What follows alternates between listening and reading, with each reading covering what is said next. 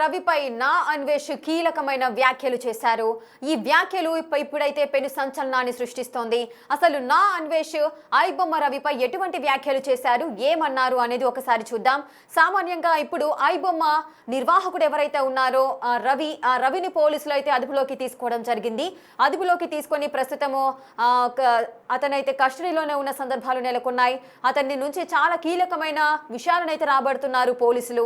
ఈ నేపథ్యంలోనే ఐబొమ్మ రవి అరెస్టుకు సంబంధించి అటు సోషల్ మీడియాలో ఐబొమ్మ రవిని హీరో అంటూ పొగుడుతూ నెటిజన్స్ అయితే కామెంట్ చేస్తున్న సందర్భాలు నెలకొన్నాయి. మరికొంతమంది వర్గాలు ఇలా చేయడం తప్పు అంటూ కొన్ని వర్గాలు విభేదిస్తున్నాయి. మరికొంతమంది వర్గాలు మాత్రం ఐబొమ్మ రవికి సపోర్ట్ గా నిలుస్తూ అతను ఒక హీరో అంటూ కూడా వారి యొక్క అభిప్రాయాన్ని తెలియజేస్తున్న సందర్భాలు అయితే నెలకొన్నాయి. చాలా మంది నన్ను అడిగారు, నన్ను ఐబొమ్మ రవికి సంబంధించి నన్ను మాట్లాడమని అన్నారు. కానీ నేను ఇన్ని రోజులు ఏమీ మాట్లాడలేదు, ఎందుకంటే నేను ఐబొమ్మ రవి కేస్ స్టడీ చేశాను అంటూ కూడా ఇప్పుడు నా అన్వేషణ అనే ఒక వెబ్సైట్, అంటే నా అన్వేషణ అనే ఒక యూట్యూబ్ ఛానల్ నుంచి వివిధ ప్రదేశాలు తిరుగుతూ కూడా పర్యాటక ప్రదేశాలను తిరుగుతూ వ్లాగ్స్ చేసుకునే నా అన్వేషణ అనే వ్యక్తి ప్రముఖ యూట్యూబర్ అని చెప్పుకుంటూ ఉంటాడు. సో ఆ వ్యక్తి ఇప్పుడు ఐబొమ్మ రవి దొంగ కాదు హీరో అంటూ కూడా తన అభిప్రాయాన్ని వ్యక్తం చేస్తూ ఐబొమ్మ రవికి అయితే పూర్తి సపోర్ట్ నిస్తున్నారు. దొంగలంతా కూడా బయట తిరుగుతున్నారు, అసలైన దొంగలను వదిలేసి ఐబొమ్మ రవిని పట్టుకోవడం ఏంటి అంటూ కూడా అతను కామెంట్ చేస్తున్న పరిస్థితులు నెలకొన్నాయి. అసలు సినిమా పైరసీ ఏ విధంగా జరుగుతుంది, వారు ఏ విధంగా సినిమాను పైరసీ చేస్తారు, ఒక థియేటర్కి వెళ్ళినప్పుడు సిచ్యువేషన్స్ ఏ విధంగా ఉంటాయంటూ కూడా ఆయన చెబుతున్న సందర్భాలు నెలకొన్నాయి. ఐబొమ్మ రవికి అయితే నా అన్వేష్ పూర్తి మద్దతునైతే ప్రకటిస్తున్నారు. అసలైన దొంగ మూవీ రూల్స్, దాన్ని ఎందుకు పట్టుకోవట్లేదు అంటూ కూడా క్వశ్చన్ చేస్తున్నాడు నా అన్వేష్. అసలు నా అన్వేష్ ఈ వీడియో చేయడానికి గల కారణాలేంటి, ఈ సంచలన వ్యాఖ్యలు, అంటే ఐబొమ్మ రవి దొంగ కాదు హీరో అంటూ కూడా ఆయన ఒక సంచలనమైన కామెంట్ చేయడం జరిగింది. అసలు ఆయన వీడియోలో ఏం మాట్లాడారు ఏంటి అనేది ఒకసారి చూద్దాం. హాయ్ అండి, అందరూ ఎలా ఉన్నారు? ఐబొమ్మ రవి దొంగ కాదండి, ఆయన ఒక హీరో. ఆయన చేసిందల్లా దొంగల నుంచి దొంగలించి పేదవాళ్ళకి పెంచాడు. సాక్షాత్తు ఆయన హీరోతో సమానం. ఓకే, ఈ వీడియోలో మీరు పూర్తిగా చూడండి. పైరసీ ఎలా జరుగుతుందో చెప్తాను, ఎగ్జాంపుల్స్తో చూపిస్తాను. తర్వాత పైరసీని ఎలా నిర్మూలించాలో చెప్తాను. తక్కువ 30 రూపాయలకి టికెట్, సినిమా టికెట్ ఎలా అమ్మాలో చెప్తాను. ఇంకా చాలా విషయాలు చెప్తాను, మీరు పూర్తిగా చూడండి. చాలా చాలా బాగుంటుంది. ఇదే లాస్ట్ వీడియో ఐబొమ్మ రవి మీద. ఓకే, ఇప్పుడు ఫస్ట్ మీరు చూసుకుంటే ఐబొమ్మ రవి చేసింది ఏంటి అంటే, దొంగతనం చేస్తే ఆ దొంగలించిన సొమ్ముని దొంగలించి పేదవాళ్ళకి ఇచ్చారు. ఆ దొంగలు ఏం చేస్తున్నారు, దొంగలించి విదేశాల్లో ఎక్కడెక్కడో ఉంటారు, కానీ ఈయన పేదవాళ్ళకి ఇచ్చారు. ఓకే, ఈయన చేసిన తప్పు. సో దీని మీద కేసులు పడ్డాయి, జైల్లో ఉన్నారు. చట్టం తన పని తాను చేసుకుపోతుంది, అది పక్కన పెట్టండి. ఓకే, నేను ఆ రోజు అసలు ఈ ఐబొమ్మ రవి మీద అందరూ వీడియోలు చేస్తే నేను ఎందుకు చేయలేదంటే, నేను కేస్ స్టడీ చేశాను. ఈ ఇన్ని రోజులు ఐబొమ్మ రవి మీద, ఈ కాన్సెప్ట్ మీద, ఈ పైరసీ వెబ్సైట్లు ప్రతిదీ ఓపెన్ చేసి అది ఎలా పనిచేస్తుంది, పుట్టుపూర్వోత్తరాలు ఏంటి, ఏ టు జెడ్ తెలుసుకున్నాను. ఎందుకు, ఏమిటి, ఎలా, ఈ 3 క్వశ్చన్లు వేస్తే ఆన్సర్ దొరికిపోతుంది. నేను అదే చేశాను ఇన్ని రోజులు. ఇప్పుడు మీకు చెప్తాను, సాక్ష్యాధారాలతో సహా చూపిస్తాను. ఓకే, ఆ రోజు ఐబొమ్మ రవిని పట్టుకున్నప్పుడు పోలీసులతో పాటు హీరోలందరూ ఇక్కడ కూర్చున్నారు. నేను వాళ్ళని చూసి ఒకటే నవ్వుకున్నాను మనసులోని. ఇప్పుడు అక్కడ చిరంజీవి గారు ఉన్నారు, మెగాస్టార్, పెద్ద హీరో, మీ అందరికీ తెలుసు, ఇంకా ఆయన మించిన హీరో లేడు మన తెలుగులోని. ఆ తర్వాత నాగార్జున గారు, రాజమౌళి గారు అంటే పెద్ద తోపు, ఇండియన్ జేమ్స్ కెమెరూన్, వీళ్ళందరూ ఫ్రేమ్లో ఉన్న కిందన ప్రజలు ఐబొమ్మ రవి హీరో ఎందుకన్నారు చెప్పండి. నేను క్వశ్చన్ అడుగుతున్నాను, చెప్పండి, దీనికి సమాధానం చెప్పండి. ఎందుకంటే మీరు హీరో రూపంలో ఉండి మోసం చేస్తున్నారు ప్రజల్ని. ఆ మోసం ఐబొమ్మ రవి ద్వారా బయటపడిపోయింది. ఇంకెవ్వరు ఏం చేయలేదు, భగవంతుడు కూడా దీన్ని ఆపలేదు. మీరు చెప్పండి, దీనికి సమాధానం చెప్పి. ఇక్కడ చిరంజీవి గారు కొండవీటి దొంగ సినిమా చూశారు. అందులో ఏంటి ఆయన చేస్తుంది, ఏంటి, డబ్బున్నోళ్ళ దగ్గర తీసుకొని పేదవాళ్ళకి ఇచ్చారు. అవునా? దోపిడీ రాజ్యం, దొంగ ప్రభుత్వం నేల కూర్చక తప్పదరా, జీవితమే ఒక ఆట, సాహసమే పూబాట, నాలో ఊపిరి ఉన్న నాలో ఉండవు మీకు కన్నీళ్ళు, అనాథలైన అభాగ్యులైన అంతా నా వాళ్ళు, ఎదురే నాకు మరి మీరు అలా అనేటప్పుడు తొల్ల కొట్టుకొని మీసాలు మెగరేసామా? ఇప్పుడు ఆయన చేసింది తప్పు అయితే మరి ఈయన చేసింది ఏంటి, ఐబొమ్మ రవి చేసింది అంతే. అదే చెప్తాను. అసలైన దొంగ ఎవరు ఇక్కడ? ఆయన కాదు కదా, ఆయన కాదు, మూవీ లూజు. ఈ మూవీ లూజు ఈ మూవీ లూజ్ ఎవడైతే ఉన్నాడో వీడు దొంగ, కింగ్ పిన్ వీడు పట్టుకోవాలి. ఇప్పుడు ఈ ఐబొమ్మ రవి బొక్కలో ఉన్నా కూడా సినిమాలు రిలీజ్ అవుతున్నాయి ఆన్లైన్లోని. నేను చూశాను, నిన్న ఒక కొత్త సినిమా నేను చూశాను. చెప్పండి, దీనికి సమాధానం ఎవరు చెప్తారు? ఓకే, పక్కన పెట్టండి. ఇంకా నాగార్జున గారి గురించి వద్దాం. నాగార్జున గారి సినిమా ఏంటి? Super cinema. ఆయన ఏంటి? బ్యాంకుల్లో డబ్బు దొబ్బేసి పేదవాళ్ళకి పెంచడం. మరి ఆయన చేసింది అక్కడ హీరోయిజం అయితే మరి ఐబొమ్మ రవి చేసింది ఎట్లా? ఆయన హీరోయరా? పక్కన పెట్టు. మన పుష్ప చూసుకుందాం, మన అల్లు అర్జున్ గంధపు చెప్పలు దొబ్బుకుపోయి స్మగ్లింగ్ చేసి హీరో అయ్యారు. మరి ఆయన చేసింది హీరోయిజం అయితే మన ఐబొమ్మ రవి చేసింది కూడా హీరో. ఈజ్ ఏ హీరో, అంతే. ఇంక మాట్లాడుకోవడాలు లేవు. రైట్, అంతేనా కదా? ఇప్పుడు అసలైనదే చెప్దాం. మీ మూవీ లూజ్ ఎవడైతే ఉన్నారో వీడు ఎప్పుడైతే ఆన్లైన్ అయితే స్మార్ట్ ఫోన్ ఇంట్రడ్యూస్ అయిందో అప్పటి నుంచి వస్తున్నది. ఆ మూవీ లూజ్ వెబ్సైట్లో రాత్రి నేను ఒక కొత్త సినిమా నేను చూశానంటే సినిమా కోసం కదా, అది ఎలా పనిచేస్తుంది, సిస్టమ్ ఎలా పనిచేస్తుందో నేను చూశాను. కొత్త సినిమా ఉంది, ఓపెన్ చేయగానే ఆడెక్కడికో తీసుకెళ్ళాడు. సినిమా రాలేదు, ఏదో అమ్మాయి వచ్చింది. మళ్ళీ వెనక్కి వచ్చి మళ్ళీ సినిమా ఓపెన్ చేశాను. మళ్ళీ ఆడు ఇంకెక్కడికో తీసుకెళ్ళాడు. ఏది? బెట్టింగ్ యాప్లో అవి. మళ్ళీ తీసుకొచ్చాను, మళ్ళీ ఓపెన్ చేశాను, ఇంకెక్కడికో. అసలు సినిమా ఓపెన్ చేస్తే సినిమా రాలేదు. 5 పిచ్చి వెబ్సైట్లకు వెళ్ళాక 5 సార్లు ఓపెన్ చేశాక అప్పుడు అసలు సిస్టమ్ సినిమా వచ్చింది. అసలు ఈ సినిమాలు ఎలా రిలీజ్ చేస్తున్నారో మీకు చెప్తాను. ఇప్పుడు మీకు చూపిస్తాను అసలు పైరసీ అనేది ఇండియాలో ఎలా జరుగుతుందో మీకు చెప్తాను. ఎగ్జాంపుల్ మీకు అర్థమవుతుంది. ఓకే, ఇప్పుడు అసలు ఈ సినిమా ఎందుకు వాళ్ళు పైరసీ చేయాల్సి ఎందుకు వస్తుంది అంటే ఈ హీరోలే. ప్రేక్షకుడిని హీరోని బంధం ఏదైతే ఉందో ఆ బంధాన్ని సంకనాకించింది మన హీరో. ఎందుకో చెప్తాను. ఆశ అత్యాశ కక్కుర్తితనం ఎక్కువైపోయాయి.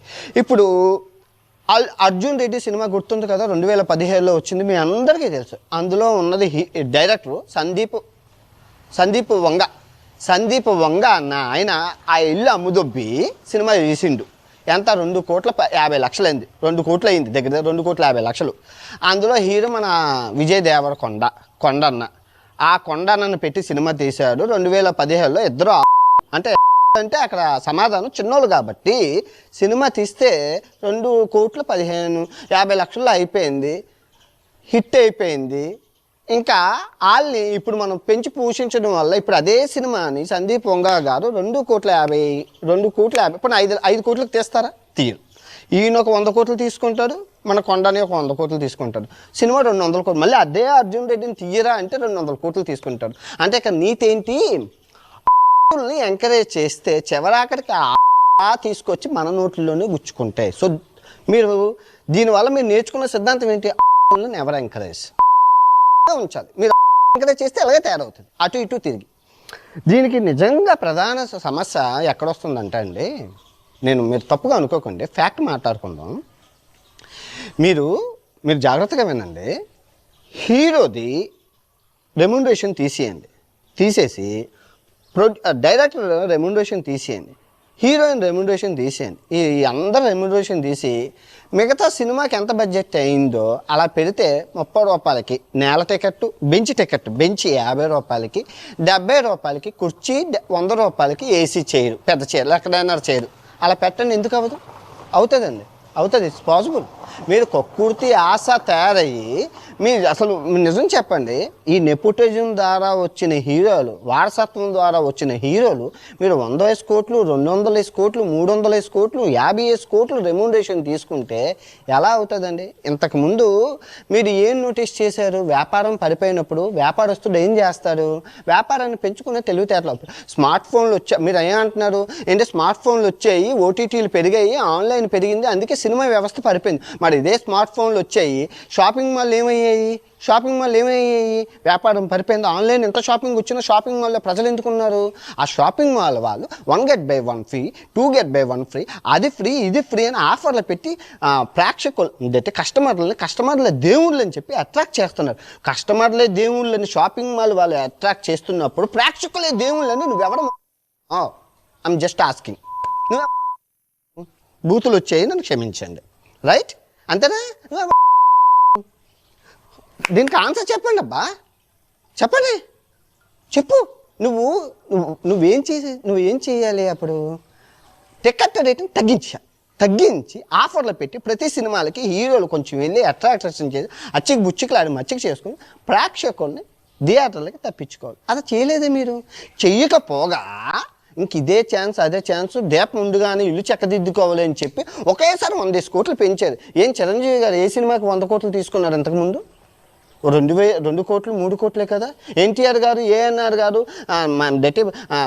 మన కృష్ణ గారు, శోభన్ బాబు గారు, కృష్ణరాజు గారు ఎలా చేసేవారండి? 25 సినిమాలు యాక్ట్ చేస్తారు. ఇప్పుడు అలా చేస్తున్నారా? 3 సంవత్సరాలకు ఒకటి 4 సంవత్సరాలకు ఒకటి దానికి 100 కోట్లు రెమ్యూనరేషన్. అసలు ఎంత ఎందుకు అటు తిరిగి ఇటు తిరిగి మాకు కావాలి. నువ్వెవరు చూడొద్దు అని చెప్పడానికి సినిమా ఈజ్ ఎంటర్టైన్మెంట్. సినిమా మాకు కావాలి. సినిమా అనేది కావాలి. సినిమాని నువ్వు ఇవ్వకపోతే యూట్యూబ్ మమ్మల్ని ఎంటర్టైన్మెంట్ చేయడానికి గల కారణం సినిమాలో ఏ ఎంటర్టైన్మెంట్ ఇవ్వట్లేదు అని చెప్పి అందరూ యూట్యూబ్లోనే కూడా ఎంటర్టైన్మెంట్ దొరుకుతుంది కదా.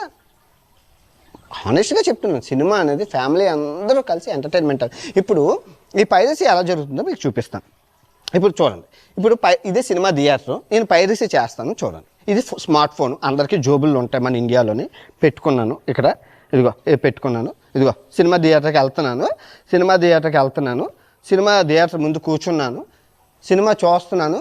ఇక్కడ అంతా రికార్డ్ అవుతుంది. అవన్నీ నాకు అనౌన్స్ రికార్డ్ అయిపోయింది. సినిమా అయిపోయింది. నా ఏజెంట్కి నేను మాట్లాడతాను. అనియా సినిమా చేస్తాను, వచ్చింది, ఫ్రంట్ సీట్ దొరికింది, ప్రింట్ బాగుంది, అప్లోడ్ చేసేమంటారు టెలిగ్రామ్లోని.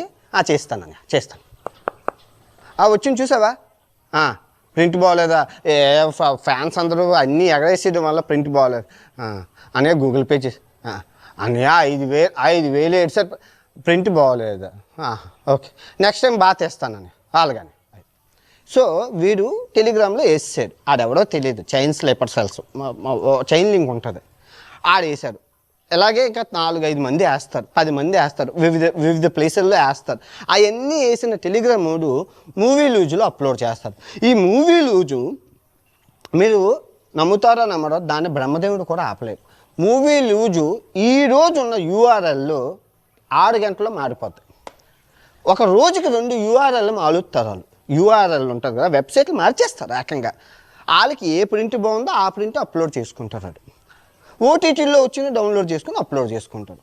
సో ఈ ఐబొమ్మ రవి ఏం చేశాడు, ఆ మూవీ లూజులో దగ్గరైతే ఉందో కింద, ఇప్పుడు మూవీ లూజ్ వెబ్సైట్ ఓపెన్ చేస్తే డౌన్లోడ్ 17 టిప్ ఉంటుందా? మీ అందరికీ చూశారు కదా, చూసిన వాళ్ళు చూస్తారు కదా. డౌన్లోడ్ చేసి వీడు ఐబొమ్మలో అప్లోడ్ చేసుకుంది. ఇప్పుడు నేను కూడా రేపు కొత్త సినిమా రిలీజ్ అయింది బాలీబాబు గారిది. ఆ రిలీజ్ అవుతుంది కదా, అందులో నుంచి డౌన్లోడ్ చేసుకొని నేను గెలక్కాయ అని వెబ్సైట్ తయారు చేసి అందులో ఆడతాను.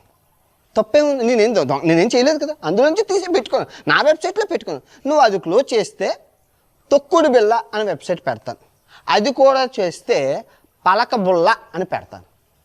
నా ఇష్టం వచ్చినట్టు ఎంది చేట అని వెబ్సైట్ పెట్టి ఎన్ని పెడతాను. సో ఇక్కడ మీరు మనం అసలు ఇది సమస్య కాదండి, ఇది ప్రజా సమస్య కాదండి.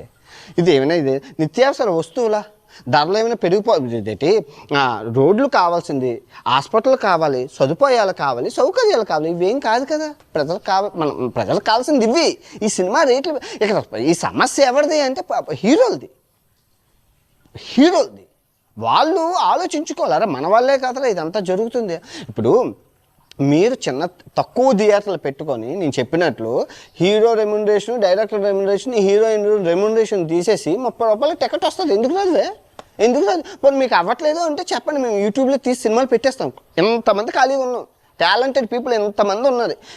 మా తాత ఇప్పుడు ఈ హీరోలు కూడా నెపోటిజం ఎంత దరిద్రంగా ఉందంటే, మా తాత ఎంత ఉంది అని ఒకడు అంటాడు, వాడు కొడుకు అంటాడు మా నాన్నది ఎంత అంటాడు, వాడు మనవడు అంటాడు మా తాత ముత్తాత ఎంత అంటాడు, వీడు మనమనవడు అంటాడు అరే మా తాత ఎంత ఉంది అంటాడు. ఈ మనవడు ఎనిమనవడు మణిమనవడు ఈడంట మా తాత ఎంత ఉంది. అలా మీ తాత కొత్త నీరు వద్దా మాకేటి కర్మ? మీ తాత చూసాం, నీది చూసాం, నీ కొడుకు చూసాం, నీ మనవడిది చూసాం, నీ మనమునవాడిది చూసాం, నీ ఎనిమనవాడు చూసాం, నీ ఇంతమంది చూడడానికి మాకేం కర్మ? డబ్బులు ఇచ్చి మళ్ళీ రోజుకి 2,000 పిచ్చోళ్ళు చేసి బానిసలను చేసి ఎదిపప్పలను చేసి ఆడుకుంటున్నారు.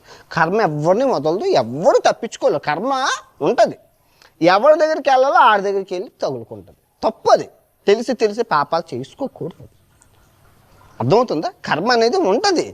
ఫ్యామిలీలో ఒకసారి తొంగి చూస్తే ఆ తప్పులన్నీ ఎందుకు జరిగాయని ఆలోచిస్తే ఆహా మేము చేసిన తప్పులే మమ్మల్ని చుట్టుకున్నాయి, ఆ దరిద్రం కోటి వందనాలు అనుకుని బాధపడండి. నిజంగానే ఈ వంశపారపర్యంగా వచ్చి మమ్మల్ని ఎండ్ ఆఫ్ ద డే నీ కర్తవ్యం ఏంటి?